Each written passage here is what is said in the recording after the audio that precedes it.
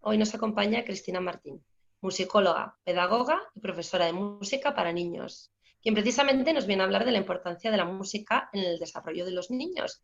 Bienvenida, Cristina. Cuéntanos, ¿cuáles son los beneficios que aporta el uso de la música en niños? Muy buenas, muy buenas. Bueno, los beneficios de la música en niños realmente serían los mismos que para los adultos, pero desde primera infancia, desde bebés, que es a lo que yo me dedico, a difundir la música desde primera infancia, la música y la cultura en general, pero ahora hablamos de música. Y los beneficios que tiene especialmente en esta etapa de bebés que todavía no se comunican como a nosotros nos gustaría muchas veces y que son pura emoción, pues la música es un lenguaje universal que nos ayuda a nosotros y a ellos a establecer un vínculo de conexión cuando todavía no existe la palabra. Entonces eso sería para mí quizá una de las cosas, de los beneficios como más importantes. Pero realmente la música tiene múltiples beneficios para absolutamente todos. O sea que, ¿por qué no también ofrecérsela a los más pequeños, ¿no? Sería así como el gran resumen. Bienvenida, Cristina. Y cuando hablas de primera infancia, ¿te refieres a alguna edad en concreta, a los 6 meses, o no hay un inicio para empezar con la música? Mira, había un pedagogo musical que, aunque nos parezca que han pasado muchísimos años, realmente muchas de las cosas que comentaron siguen vigentes, y Kodály decía que la educación musical comienza 9 meses antes de nacer. Y luego, con el tiempo, esa afirmación la reconvirtió y dijo 9 meses antes de nacer la madre empieza la educación musical. Realmente no hay una edad de inicio. De hecho, yo no me dedico a ello, pero hay numerosos profesionales que se dedican incluso a la parte del canto prenatal y la musicoterapia en la etapa prenatal, porque se ve que tiene muchos beneficios también en ese primer vínculo que se establece con el bebé. Lo que la madre siente con la música se la pasa al feto ya en la barriga. O sea que hay cuestiones que no tienen edad. O sea, la música no tiene edad realmente. ¿Y cómo trabajas la música con niños tan pequeños, teniendo en cuenta que su capacidad de atención es un poco limitada? Realmente bajando a su nivel. Bajando a su nivel me refiero a su mirada, trabajando a nivel de suelo, yendo a donde están ellos. O sea, realmente es adaptarnos nosotros a sus necesidades y bajar al nivel suelo a trabajar con ellos. Es verdad que los tiempos de atención sostenida pues van variando dependiendo de la edad. Simplemente teniendo eso en consideración y teniendo eso en cuenta y mirando sus respuestas, no siempre estamos con la misma predisposición los adultos para escuchar música, pues un bebé es pura emoción, es puro instante, y lo que hay que estar es atentos a esas señales que ellos nos van dando realmente. O sea, no hay una edad de inicio cuando hablo de primera infancia. De hecho, para mí primera infancia, su frontera de fin tampoco es tan definida como en algunos casos nos marcan otros profesionales. Otros profesionales hablan de primera infancia hasta los 3 años nada más, y por ejemplo yo entiendo primera infancia mucho más largo. Creo que la protección de la primera infancia debería de ser mucho más largo que esos primeros 3 años nada más. Había una vez un barquito chiquitito, había una vez un barquito chiquitito que no podía, que no podía, que no podía navegar. Cristina Martín es además el alma de Badabadum. Cuéntanos, ¿en qué consiste este proyecto? Bueno, Badabadum nació con mi maternidad, o sea, realmente, y se ha ido transformando según las necesidades mías, las que yo he ido observando y aprendiendo como madre, y también las que me han ido enseñando los más pequeños. Badabadum es un proyecto especializado en acercar la cultura desde primera infancia. En un primer momento era solo música y se ha ido transformando de hecho, y ahora uno de los pilares muy fuertes también de Badabadum es la unión de música y literatura infantil. Básicamente es eso. Precisamente, Cristina, nos hablas de que empezaste tu proyecto a raíz de tu propia maternidad. Eres de Madrid, pero vives ahora en Gran Canaria. ¿Cómo fue ese proceso? ¿Cómo te impulsó la maternidad para creer y crear tu proyecto? Mira, realmente yo siempre he estado vinculada con la educación musical temprana, siempre. Bueno, siempre desde mi carrera profesional, me refiero.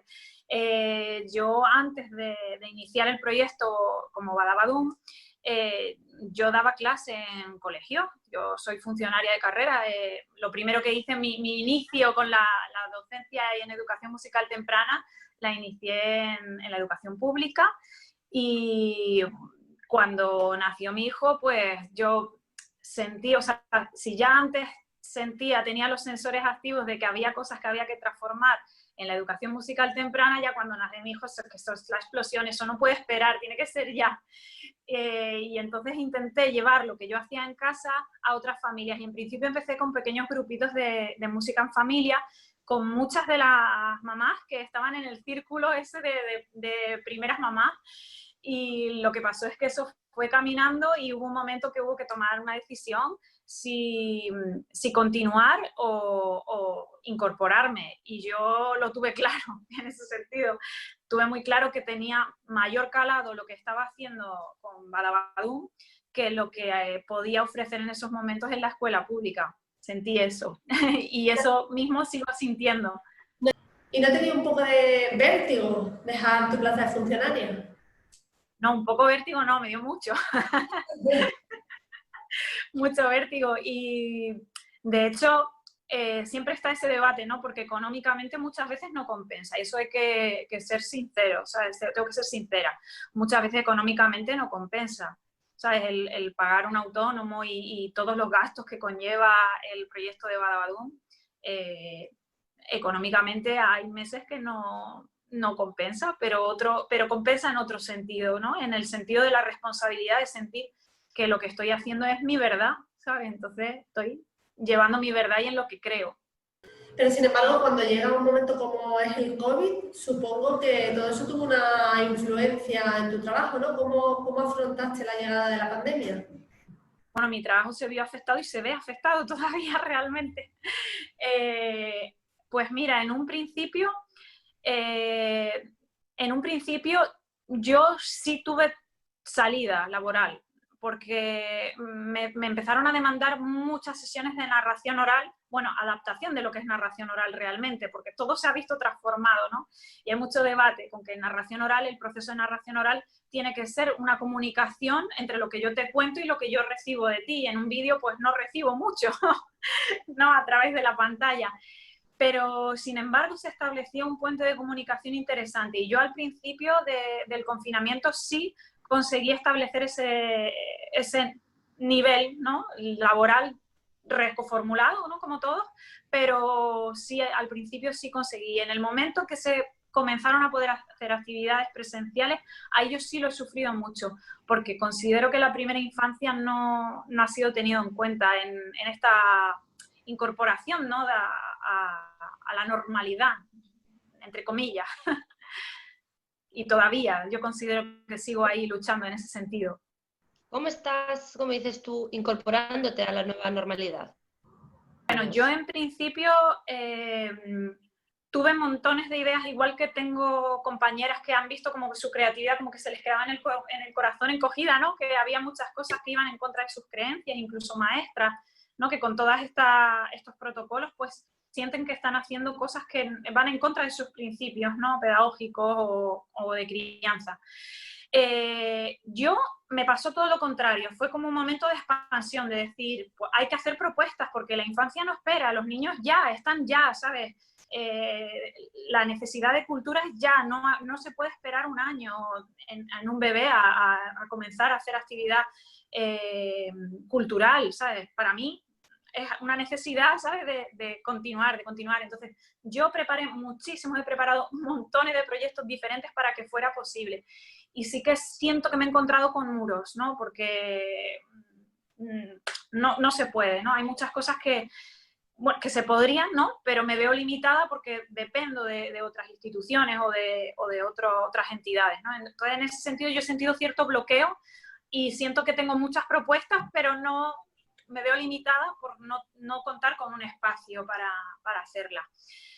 Entonces, yo ahora mismo lo que he conseguido hacer son las sesiones presenciales que he conseguido llevar a cabo son reduciendo el aforo a la mitad, con lo cual significa reduciendo los ingresos a la mitad también, separando espacios, desinfectando todo, o sea, un trabajo brutal de eso, de preparar y acondicionar los espacios con los que he podido contar, y reduciendo aforo, preparando material individualizado, y luego también teniendo en cuenta que la protección la tenemos que poner los adultos. ¿Sabes? Que a los niños hay cosas que no les podemos exigir porque si no frustramos todo con lo que vienen ellos preparados genéticamente. Entonces hay cuestiones que no las podemos controlar con ellos y tenemos que asumir que la protección la tenemos que poner los adultos. Eso es como yo lo entiendo y como yo lo estoy haciendo ahora mismo. Hemos encontrado además con el hándicap de que los niños menores de 6 años no tienen obligación de llevar mascarilla, y además es muy difícil ponerles una mascarilla. Entonces supongo que ese también ha sido uno de los motivos por los que se ha convertido en difícil las actividades presenciales, ¿no? ¿Cómo lo has llevado eso? Sí, en efecto. Hay bastante miedo a los menores por eso, precisamente, porque van sin mascarilla, porque a veces hacerle entender a un niño de 6 años, pues sí, pero a un bebé decirle que no venga a darte un abrazo o que no, de repente a mí me ha pasado en alguna sesión de ponerme a cantar y venir una bebé y venir a querer sentarse encima mía. Pero es que eso...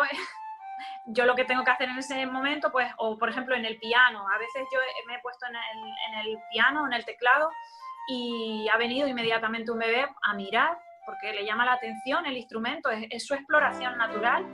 Pues yo lo que hago en esos momentos, pues a lo mejor intentar dejar de cantar y seguir con el piano tocando, ¿sabes? Pero realmente creo que el adulto es el que tiene que intentar poner su creatividad y su esfuerzo y no decirle al bebé que no toque el piano o que no se acerque al adulto. Yo creo que tenemos que proteger, pero protegiendo también podemos hacer daño. Entonces hay que intentar siempre ir jugando ahí con esa frontera que nos encontramos. Pero sí es verdad que ellos tienen sus derechos. Hablábamos hace poco de los derechos de los niños. Ellos tienen sus derechos también. Y me parece cruel que porque no lleven mascarilla creer que son grandes contagiadores y no hacer actividad cultural con ellos. Bueno, pues vamos a hacer las condiciones lo más seguras posibles para que se pueda hacer posible y viable su acceso a la cultura. Pero no quitar los eventos y quitarles toda la actividad cultural a ellos. No es justo. Sobre todo cuando se ha demostrado en cifras que la incidencia de coronavirus en guarderías es ínfima. El contagio que está habiendo entre niños muy pequeños no es comparable con el contagio que se está produciendo entre adultos. Así que bueno, ahí lo dejamos, sobre cesar las actividades para niños. Cristina, sí que me gustaría que nos explicases un poco más, pues, cómo realizas esas actividades, que las describieses, esas actividades que haces con los niños. Las actividades presenciales que yo he conseguido llevar a cabo ahora mismo, básicamente son dos: los talleres de música en familia y las sesiones de narración oral. Son las dos propuestas que yo he conseguido llevar a cabo hasta la fecha. Las sesiones de narración, en ese sentido, narración para bebés, que yo les llamo bebecuentos, bebecantos, porque básicamente es lo que hago, ¿sabes? La mayor parte son cuentos cantados, algunos son musicalizados con objetos y demás, pero sobre todo lo que hago son cuentos cantados en las sesiones de bebecuentos. En esas sesiones cuento con otras instituciones, entonces mayormente bibliotecas, las que he hecho creo que son todas en bibliotecas, menos una de las sesiones que hice en un parque. Pero las otras sesiones han sido en la biblioteca con reducción de aforo, con una distancia increíble entre unos y otros, mucho más de 1,5 metros. Lo que se han creado son como islitas para las familias, ¿no? Cada familia ha tenido su espacio, sus islitas, que le digo así porque es que realmente se han formado así como pequeños núcleos donde las familias van a escuchar la sesión. Yo estoy bastante alejada de los menores y en la primera sesión que hice, lo que hice fue que como yo no podía acercarme a ellos a enseñarles materiales, a mostrarles instrumentos, les preparé un kit individualizado, una bolsita como sorpresa a cada familia. Y entonces a lo largo de la sesión, pues ellos iban interactuando con lo que yo hacía con su bolsita de material para mantener esa conexión que para mí es importante, que exista entre lo que yo cuento y lo que tú haces. Y en las sesiones de narración básicamente han sido así.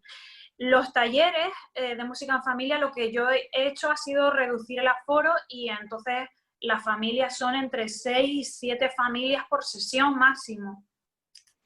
También tienen cada espacio asignado y ahí sí que ha sido complicado porque al ser talleres no es tan escénico, aunque sí que llevo a lo mejor algún cuento cantado, pero no es una sesión que yo, aunque vaya hilando con tus respuestas, realmente ahí sí que uso mucho la parte de musicoterapia en la que me he formado recientemente y sí que tomo mucho la expresión, lo que vienes a contarme musicalmente tú, aunque seas un bebé. Entonces cuento mucho con eso, sobre todo que considero que en este momento en el que los menores han vivido un confinamiento, creo que tirar de su expresividad, de cómo se sienten para organizar la sesión de música es un reto ahora mismo que yo quería asumir, me apetecía mucho, no solo la parte de educación musical, sino también conectar con la comunicación musical desde ahí. Entonces, les he preparado también su kit individualizado con desinfección entre grupos. Muchos instrumentos no se han podido usar y recuperar respecto a otros años para evitar eso, en la medida de lo posible, pues que se junten demasiado, aunque yo ya les digo que yo he contado con la familia, en plan, hemos contado con estos grupos, no son grupos burbujas al final, porque luego cada uno, esas burbujas explotan en el momento que salen de la sesión, pero sí que son grupos regulares, son 6, 7 familias separadas, en algún momento se han juntado, pero realmente se evita que compartan material, se evitan cosas que a mí sí que me gustaban, eran dinámicas que me parecían muy enriquecedoras, pero he intentado también contar con esa parte de la expresión propia de cada uno y retomarla para generar las dinámicas del aula. Totalmente aclarado, Cristina. Me gustaría también que nos hablaras de Pompa y Mi Camino. Bueno, Pompa y Mi Camino son 2 álbumes ilustrados que he creado precisamente en esa unión que fue surgiendo de literatura y música. El primero fue Pompa, que este lo tengo por aquí, Mi Camino no lo tengo aquí cerca, pero es que precisamente lo tengo este espacio que están viendo es el que yo utilizo para los talleres online, que esa es otra de las propuestas que estoy haciendo como reto para aquellas familias que por su situación vulnerable no pueden acudir a las sesiones o porque no quieren exponerse, ¿no? Pues una de las cosas que estoy haciendo este año, que no me hubiera pensado nunca que lo iba a hacer, pero lo propuse y se está creando un vínculo bonito, pues en este espacio que ven aquí es donde hago los talleres de música en familia desde casa. Y una niña me pidió Pompa y por eso lo tengo aquí, cerquita del teclado. Pompa es un álbum ilustrado para bebés que este lo hice pensando en un concierto, viene asociado, los 2 álbumes ilustrados vienen asociados a un espectáculo musical. Este es de un concierto para bebés, para primera infancia, pero especialmente para bebés, y Mi Camino es para niños un poquito más grandes. Y este te lo puedo enseñar. Pompa, pompa, pompa en el coral, pompa, pompa de espuma de mar, pompa, pompa, pompa de jabón, pompa, pompa, cosquillas de algodón. Pompa, pompa, pompa a volar, pompa, pompa, me besa y se va. Este es el álbum de Pompa. Y Mi Camino es muy divertido y en este confinamiento es como que lo que escribí en ese libro me viene resonando de vez en cuando, ¿no? Que hay una canción que aparece durante todo el concierto y también durante todo el libro que dice, ¿cuál es mi camino, mi ritmo, mi destino? Ajá, no sé la respuesta, a ver si lo adivino. Pues el protagonista va buscando su camino todo el rato y al final termina con una frase, aunque sea un poco spoiler, yo lo digo, que dice, hasta de una sucia pisada se puede aprender a bailar. Pues digo, en este confinamiento esa frase ha sido como premonitoria. Se puede bailar hasta de las peores condiciones, se puede tirar de la música y seguir bailando. Totalmente, Cristina. Y muchas gracias por habernos regalado estas 2 canciones para terminar la entrevista. ¿Dónde podría conseguir quien esté interesado estos álbumes? En algunas librerías aquí de Gran Canaria sí están, y fuera es más complicado encontrarlo, porque los 2 libros son autopublicación, porque los quería en un tiempo récord para que coincidiesen con los conciertos, y para hacer eso posible pues hay que tirar de los Juan Palomo y es lo que yo hice. Entonces el problema es que la distribución también me encargo yo. Lo que hago es bajo pedido. Cuando me escriben yo se los mando. Hasta a veces se los mando dedicados si los quieren, pero en algunas librerías de aquí de Gran Canaria sí se encuentran, y si lo piden se puede, ellos me lo han pedido, o sea, si lo han encargado a librerías, las librerías se han puesto en contacto, de la península también, pero que si quieren más fácil, pues yo misma se los puedo hacer llegar. A través de tu web, ¿no? Te pueden escribir. Sí, a través de la web, me han escrito a través de Instagram, de las redes sociales, que vamos, que pueden contar conmigo, soy bastante accesible, así que sin problema. Cristina, muchas gracias por estar con nosotras en Ven Mamá. Es muy bonito, precioso, voy a decir, lo que estás haciendo, cómo estimulas a los niños en su desarrollo emocional. Por favor, síganla a través de las redes sociales, su página web e Instagram. Nosotras te seguiremos también de cerca. Nos despedimos en Ven Mamá.